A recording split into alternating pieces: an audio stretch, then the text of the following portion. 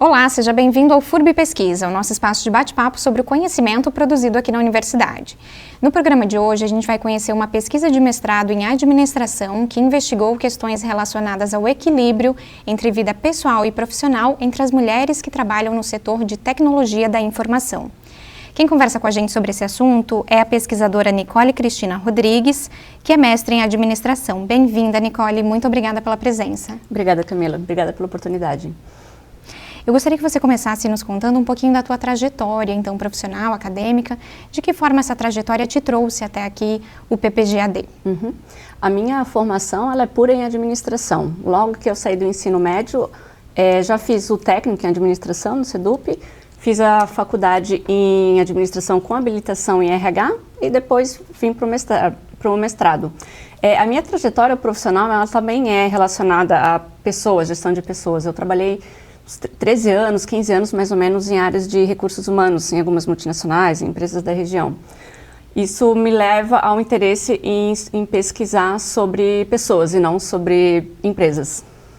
Como é que nasce, então, o teu projeto de pesquisa que você desenvolveu aqui no mestrado em administração da FURB? A primeira ideia era justamente sair do comum de estudar a empresa como um organismo, né? Olhar para a empresa e pensar nos problemas da empresa. Como a minha trajetória profissional ela é voltada para a gestão, para recursos humanos, eu queria trazer para a pesquisa, o que não é tão comum na administração, o lado do funcionário, do trabalhador, né? E especialmente mulheres. E a escolha da área da tecnologia, ela foi muito por estratégia mesmo, porque é uma área predominantemente masculina, enquanto áreas de serviços e administrativo, por exemplo, as mulheres compõem perto de 60%, 50% do quadro de funcionários, né? Para empresas de tecnologia com mulheres na área de função técnica da tecnologia, esse valor cai para 20%. Então, pensando nisso, né, de olhar para onde não tem tanta gente olhando. E daí foi aos poucos, fazendo as leituras, com a orientação da professora Cíntia, eu fui pesquisando temas relacionados à gestão de pessoas, tema relacionado a mulheres, e depois, buscando um ponto mais estratégico, foi onde eu decidi fazer com mulheres da tecnologia. De que forma a gente pode, então, explicar para a nossa audiência, sintetizar qual foi o teu objetivo central, né? O objetivo central desse teu estudo? O objetivo principal do estudo é analisar se a flexibilização do trabalho, ou seja, a reorganização da jornada, de poder trabalhar de casa e poder ter uma autonomia maior de espaço e tempo, se essa flexibilização, vista a partir das empresas como um benefício, ela tem efeito positivo no work-life balance, que é basicamente o equilíbrio entre as esferas da vida, né? Um equilíbrio satisfatório entre o trabalho e vida pessoal. Você menciona essa flexibilização, né? De que forma essa flexibilização tem se dado especificamente no cenário da tecnologia da informação nesse mercado, né? Explica um pouquinho pra gente. A área de tecnologia é uma das áreas onde há mais tempo faz uso do home office, por exemplo, justamente por ter acesso a mais tecnologias, né? A gente via profissionais da área técnica podendo, volta e meia, trabalhar de casa, mas claro, a partir do advento da pandemia, muitos outros setores passaram a trabalhar de casa, né? Não foi exatamente uma opção. E a tecnologia sempre esteve à frente disso por questões tecnológicas também. E passando pelo período da pandemia, eu lembro de ter visto muitas reportagens falando sobre a diferença de um homem home office e uma mulher home office.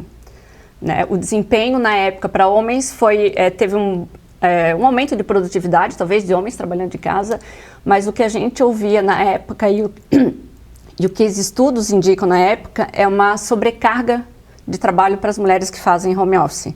Então foi pensando nessa diferença, né? Por que é tão diferente? E se uma variável que eu escolhi como responsabilidades domésticas tem efeito nisso? Nicole, na tua avaliação, existe uma lacuna de conhecimento ainda sobre esse assunto? Sim, existe. Os estudos de work-life balance, eles são majoritariamente estudados para mulheres. Mas não tem muita associação relacionada à flexibilização do trabalho. E na minha pesquisa, eu incluí como efeito moderador as atividades domésticas, né? A pesquisa indicou que boa parte das mulheres são responsáveis individuais pelas atividades. Então, a lacuna principal é trazer a flexibilização do trabalho para os estudos do Work-Life Balance e incluir um tema que não é usual na administração, que seriam as responsabilidades domésticas e de cuidados. Você mencionou anteriormente que ainda é uma representatividade bastante baixa, né, das mulheres no setor de tecnologia da informação. Explica um pouquinho para a gente como é que está esse cenário atualmente aqui no país. A gente vê avanços ou o cenário ainda é muito desafiador? Tem avançado muito nos últimos anos, só que a passos muito lentos. A primeira grande mudança, talvez, foi no acesso a cursos de ensino superior das áreas de tecnologia, né? Vem crescendo cada ano 2-3%, e nos últimos 2 a 3 anos chegou em 30% a busca de mulheres para a área de tecnologia. Só que esse aumento a gente não vê nas mulheres nas empresas de tecnologia. E quando a gente fala em mulheres na tecnologia, em atividades de natureza técnica, é muito mais restrito. E se subir um pouquinho mais em falar em mulheres da área técnica, empresas de tecnologia em posições de liderança, cai muito os percentuais. É uma área predominantemente masculina, os gestores normalmente são masculinos, e é uma área onde, conhecidamente, eles têm um conceito de trabalhador ideal, que tem uma disponibilidade infinita de tempo para trabalhar e que não tem nenhuma responsabilidade de cuidado e responsabilidades domésticas. Então, para cada um desses itens que entra como conceito de trabalhador ideal, as mulheres, por conta da estrutura que a gente tem na sociedade, ela vai ocupando menos esses espaços. Por isso, o interesse em entrar para uma área tão restrita para as mulheres, né? Porque é um campo muito vasto de pesquisa. A gente pode estudar de muitas formas, mulheres na liderança, mulheres na área técnica, mulheres na área comercial, enfim. Então, a lacuna seria principalmente esse ponto que ainda está um pouquinho obscuro. Nicole, a partir do que a literatura vem mostrando, quais são as potenciais implicações, né, do desequilíbrio, então, entre vida pessoal e trabalho? Boa pergunta, Camila. Primeiro, esses estudos, primeiramente, começaram os primeiros artigos nos anos 80, onde esse assunto de satisfação do trabalhador começou a ganhar um pouco de espaço. Ao longo desse tempo, muitos estudos foram feitos com o objetivo de entender o que motiva ou o que não motiva o funcionário. E a questão da flexibilização, ela também vem muito paralela, assim, né? Nas primeiras pesquisas, uma das coisas que sempre apareciam era a questão da sobrecarga de trabalho, que isso acarreta muito na gestão das atividades e na própria satisfação com o trabalho. Então, nesse ponto, a partir dessa preocupação, a flexibilização entra como uma possibilidade de atingir esse work-life balance, de modo que, se eu posso trabalhar de casa, eu consigo organizar melhor as minhas demandas. A falta dessa flexibilidade, ou a falta da flexibilidade, principalmente, faz com que, no caso das mulheres, muitas, às vezes, abrem mão da carreira para cuidar dos filhos, por exemplo. Então, esse é um impacto, assim, a permanência das mulheres no trabalho, principalmente a área de TI, né, que é de grande performance. A saída dessas mulheres das empresas é um dos primeiros sinais que aparece da falta de equilíbrio. No sentido de que, imagina uma mulher com uma criança pequena, onde ela é totalmente responsável, consulta médica, levar na creche, buscar, né? As responsabilidades de cuidado ficam quase sempre em cima da mãe, nesses estudos. Então, um dos impactos dessa falta de equilíbrio é a falta de retenção das mulheres no mercado de trabalho. Claro, não só especificamente na área de tecnologia, né?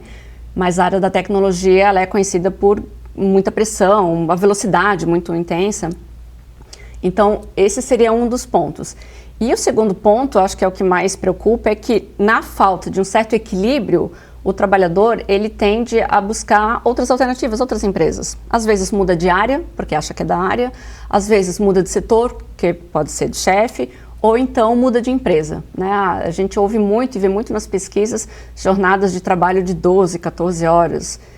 E alguns estudos também indicam que isso, nesses casos, é responsabilidade do funcionário, dar um jeito de lidar com isso. Então, a empresa saiu dessa função de entender que é só responsabilidade do funcionário de lidar com essas questões, mas que também a empresa tem papel importante né, no manejo do equilíbrio entre profissional e vida pessoal. Como é que essa tua pesquisa ela foi realizada? Como é que você coletou dados, né? Quem é o público dessa tua pesquisa? Como é que ela se deu do ponto de vista do método? Da metodologia, né? Foi uma pesquisa quantitativa.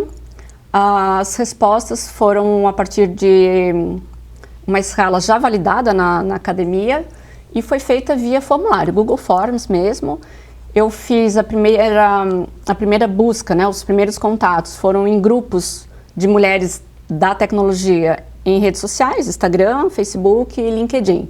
Nesses grupos, mandei a formulário, expliquei como é que funcionava e pedi para que cada mulher que respondesse encaminhasse para outras mulheres do setor. Sem contar as empresas locais, né? Quem contribuiu muito para a gente conseguir respondentes foi a professora Lu, do Meninas Digitais aqui da FURB. Então, ela foi uma peça muito importante de alcançar bastante resultados, né? Então, esse foi chamado de técnica bola de neve, cada pessoa que responde encaminha para mais um e tal. E foi tido 150 respondentes, 150 mulheres responderam a pesquisa. O que a gente pode destacar, Nicole, em relação ao perfil desse grupo de mulheres, então, que responderam à tua pesquisa? Isso é muito interessante. Quando eu comecei a pesquisa, um dos pontos era avaliar se as mulheres que trabalhavam na área eram mais CLT ou PJ, porque depois da reforma trabalhista de 2017, muitas funções que não eram permitidas serem terceirizadas passaram a ser. Então, antes de 2017, uma empresa de tecnologia não poderia terceirizar, contratar um prestador de serviço para uma área técnica, de suporte, por exemplo. Depois da reforma trabalhista, pôde. Então, a gente vê um crescimento muito grande de profissionais autônomos trabalhando em funções que eram CLT. Então, a primeira surpresa que eu tive foi lá para esse resultado. Eu achei que, assim, né, de ouvir falar de colegas da área, que teria mais profissionais PJ, mas não, boa parte são mulheres CLT que trabalham nessas que responderam, assim. E esse foi um fato que me surpreendeu, eu achei que teria mais pessoas com contrato PJ para essas atividades, mas o que me chamou a atenção muito foi que 77% das mulheres que responderam não têm filhos. Então isso pode mudar completamente o resultado de uma pesquisa como essa, né, que avalia responsabilidades domésticas e responsabilidade de cuidado. Então, se 70% dessas mulheres não têm filhos e ainda assim elas respondem que a flexibilização não é totalmente um benefício e que ela pode cair na armadilha de não saber mais diferenciar o que é trabalho, o que é casa, já passou esse resultado. Então, imagina, né, fiquei pensando depois, né, nas implicações. Como seria ter uma amostra onde mais da metade das mulheres tivessem filhos, por exemplo? Será que seria parecido? Será que seria algo que não foi pesquisado ainda, sabe? Então, esses foram os grandes achados, assim, que me despertou muita curiosidade para levar esse assunto para o doutorado. Para a gente ter uma ideia, né, quais aspectos estavam contemplados, então, nesse questionário que as mulheres que trabalham no setor da tecnologia responderam? O formulário, a pesquisa, ela foi dividida em 3 segmentos, né? Primeiro, informações sociodemográficas, idade, escolaridade, renda,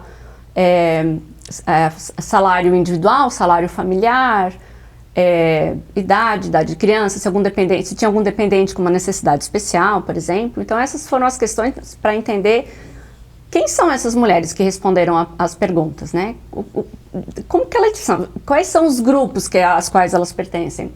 E parte do formulário foram perguntas relacionadas ao work-life balance, que seria basicamente assim, as minhas atividades do trabalho não interferem nas minhas atividades familiares.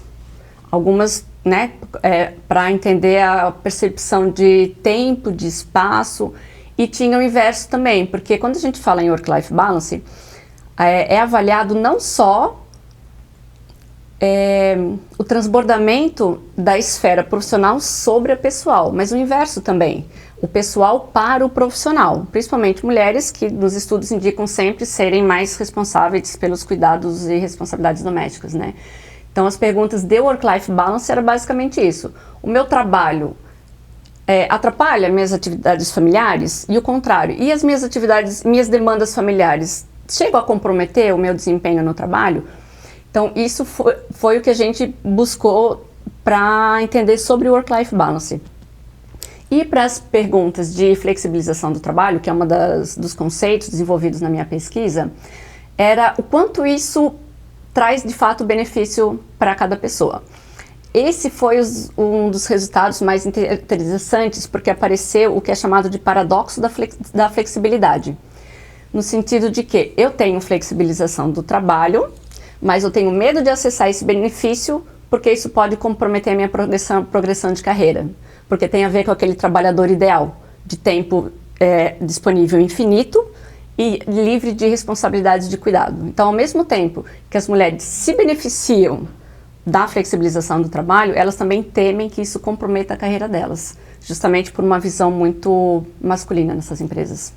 A partir desses dados, então, a gente pode considerar que essa flexibilização, ela tem sim um impacto positivo sobre o equilíbrio entre vida pessoal e vida profissional, é isso? Exatamente, ela tem uma associação direta e positiva com esse work-life balance, mas ela sozinha, ela não trabalha, ela não é um mecanismo objetivo, porque tem as subjetividades de cada história, né?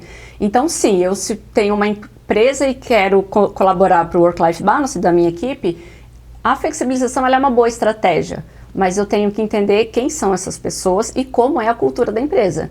Se eu tenho uma empresa onde eu quero que o funcionário tenha disponibilidade infinita e que responda WhatsApp depois do horário, final de semana e domingo e coisa, e que viaja o tempo inteiro, que não tem hora para sair, a flexibilização nesses casos pode ser uma armadilha, porque daí a linha que divide a vida pessoal e profissional ela vai ficando mais turva, e daí aí não começa mais a saber onde começa um e termina o outro.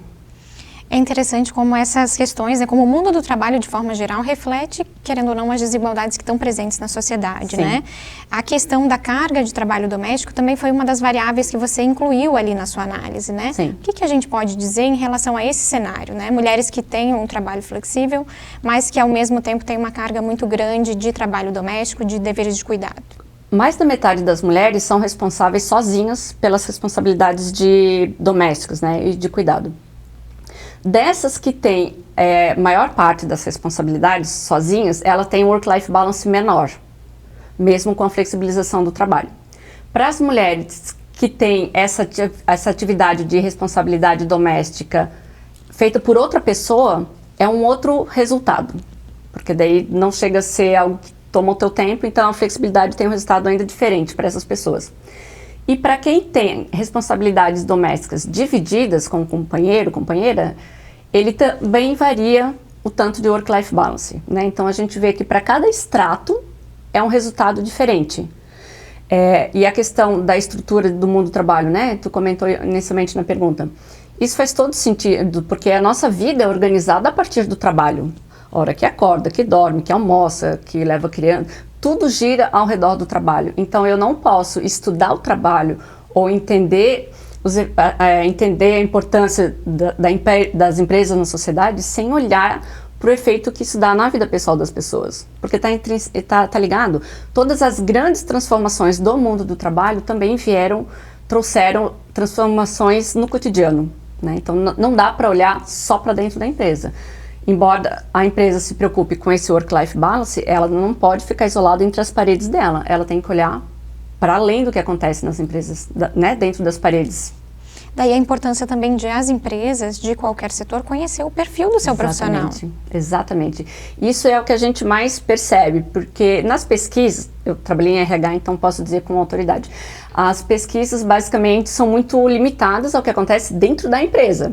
Então, uma pesquisa de satisfação dentro de uma empresa, por exemplo, não pergunta muito como é a tua rotina em casa. Se alguém colabora com as atividades domésticas, se tu tens um dependente de cuidado. Quase sempre a pergunta está associada a filho. Tem filho? Não tem? Filho pequeno, filho grande. Mas e os cuidados com um idoso, por exemplo? Ou com algum outro familiar que exige um cuidado especial, que tem alguma dependência? Então, as perguntas, normalmente o que a empresa gosta de saber é o que acontece dentro da empresa. Mas o que acontece dentro da empresa vem do que acontece fora, na vida, né? A vida é mais do que o trabalho é uma parcela. Então, se a empresa quer atingir algum bom resultado, e isso só se dá a partir da motivação dos funcionários, não dá para olhar só para o que acontece não, né? Não dá para olhar só para uma planilha com uma pergunta e 3 opções. Tem que, de fato, conhecer quem são essas pessoas, quais as dificuldades que ela tem. E não só dificuldades dentro da empresa, mas fora, sabe? Se locomove até a empresa de que maneira? Se sente segura nesse trajeto? Quando faz uma hora extra de sair da empresa tarde da noite, né? Nunca ouvi um homem dizendo que tem medo de ir de carro até em casa depois das 10 da noite. Mas é uma preocupação constante das mulheres. Então, primeiro que é muito diferente a realidade de homens e mulheres e é muito particular para a pessoa. Então, a empresa tem que deixar de olhar só para as planilhas e começar a olhar para a história individual de cada um. Você investigou também a questão da influência da modalidade de contratação, né, sobre esse equilíbrio, né? O que a gente pode destacar em relação aos resultados sobre esse aspecto especificamente? Isso foi interessante. Não teve muita variação. Eu achei que teria mais diferença entre essas modalidades de contrato. O que me surpreendeu foi que funcionárias sob o regime CLT, elas têm um work-life balance maior. E mulheres PJ, elas percebem menos equilíbrio entre vida pessoal. E aí pode ser por 2 fatores. O primeiro deles é que, estando dentro da empresa, sendo CLT, as empresas quase sempre, principalmente essas grandes, ela tem programas de melhorar a motivação dos funcionários, né? Tem vários programas que a empresa faz, assim, de fato, para ter o funcionário mais perto. Então, a primeira coisa é essa, a CLT, elas têm acesso a programas e outros benefícios também que as empresas oferecem, o que não acontece para as mulheres PJ, que não têm um vínculo com uma empresa, né? Às vezes trabalham até em mais de uma. E outro fator importante também, que é apontado na literatura para contratos CLT, é a previsibilidade financeira. Isso altera muito o work-life balance de uma pessoa, né? Essa esfera.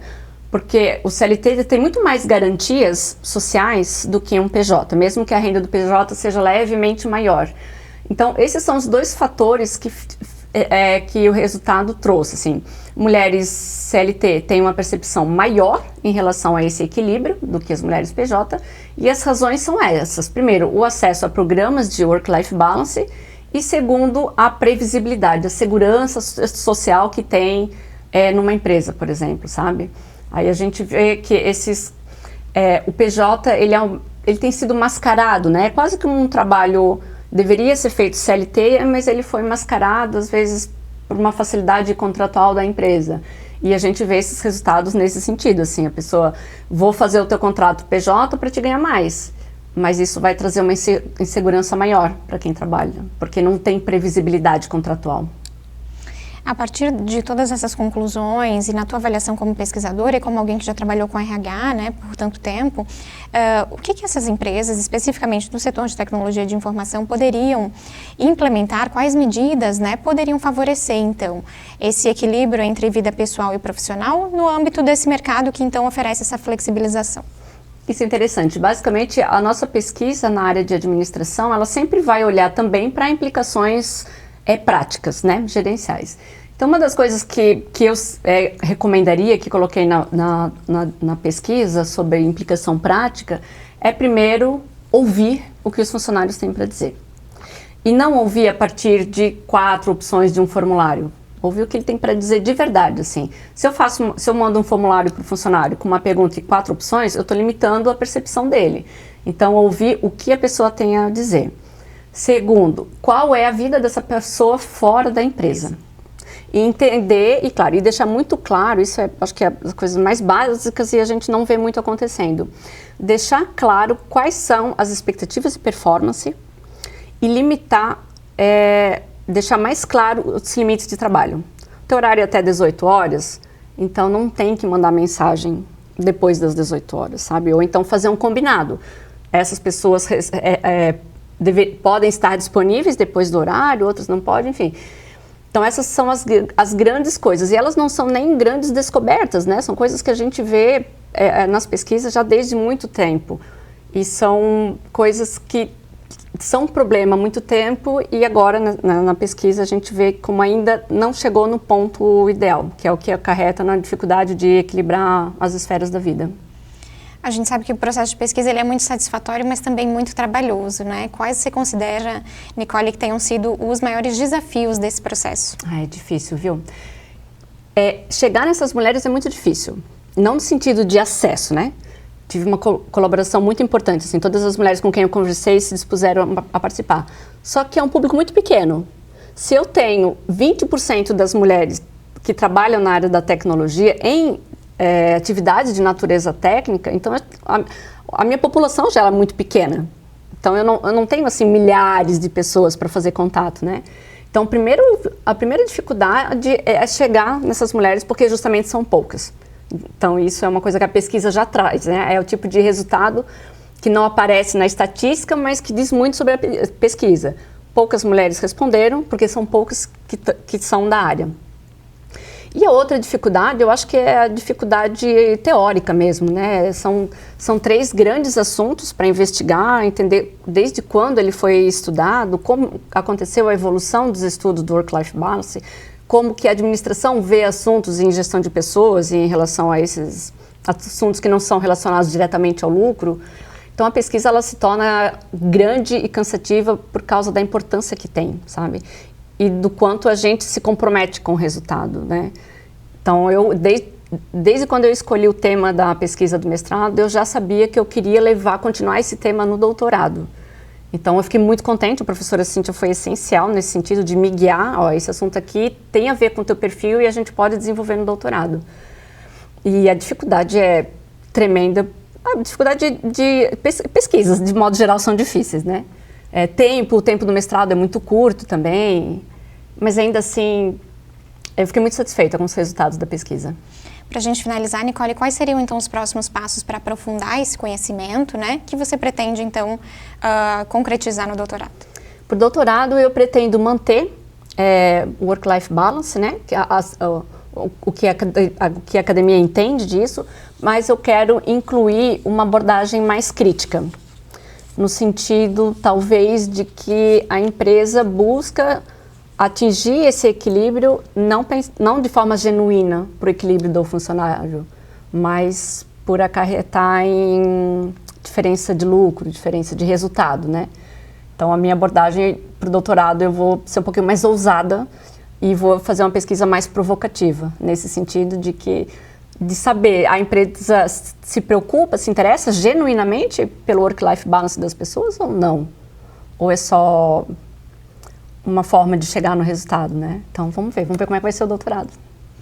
Bom, no programa de hoje nós conversamos com a pesquisadora Nicole Cristina Rodrigues, que é mestre em administração. Muito obrigada, Nicole, pela tua presença com a gente aqui hoje. Obrigada, foi um prazer. A gente agradece também a você pela sua companhia e te convida a acompanhar as próximas edições do FURB Pesquisa, sempre no canal da FURB no YouTube. O programa de hoje termina aqui. Até a próxima!